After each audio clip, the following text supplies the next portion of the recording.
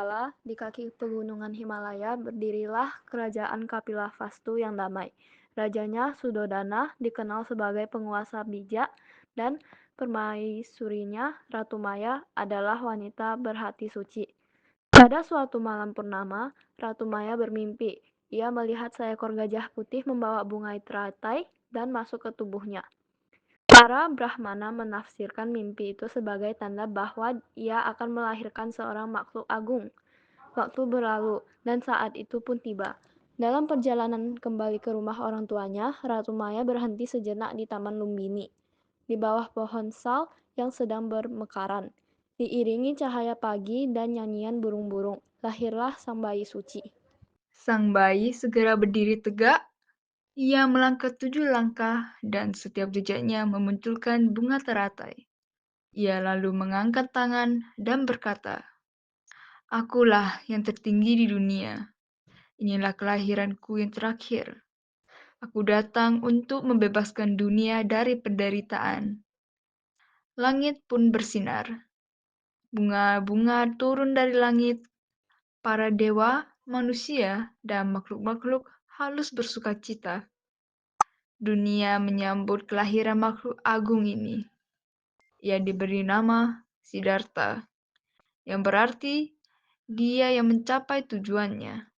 Siddhartha tumbuh sebagai pangeran di istana. Ia dikelilingi oleh keindahan, kemewahan, dan kenikmatan duniawi. Namun dari kecil, ia tak pernah lalai dalam rasa ingin tahu, ketenangan, dan welas asihnya.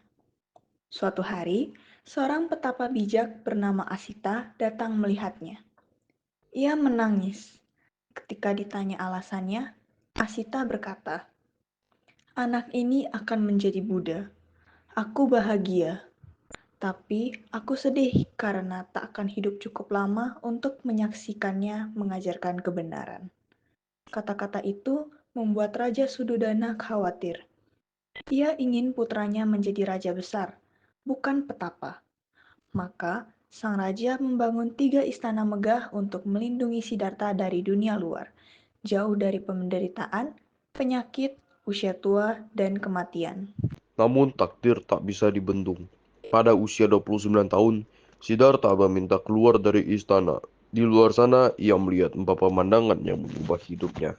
Pertama, ia melihat orang tua renta. Kedua, orang yang sakit. Ketiga, jenazah dan tangisan keluarga. Keempat, seorang pertapa yang walau miskin terlihat tenang dan damai. Siddhartha pun merenung. Inilah kehidupan. Semua makhluk pasti tua, sakit, dan mati. Tapi mungkinkah ada jalan keluar dari penderitaan ini? Malam pun tiba. Di istana, istrinya, Yasodhara, tertidur dengan lembut, dan sang putra, Rahula, masih bayi mungil dalam pelukan ibunya. Dengan hati berat, Siddhartha menatap mereka untuk terakhir kalinya sebagai pangeran. Ia memutuskan untuk meninggalkan istana, melepaskan mahkota, dan meninggalkan gelar dan kemewahan. Ia memilih jalan pencarian kebenaran sejati. Itulah awal dari perjalanan besar menuju pencerahan. Dari kelahiran seorang pangeran menuju kelahiran seorang Buddha. Dan kelak, di bawah pohon Bodhi yang hening, ia akan menemukan jawabannya. Bukan hanya untuk dirinya, tetapi untuk seluruh dunia.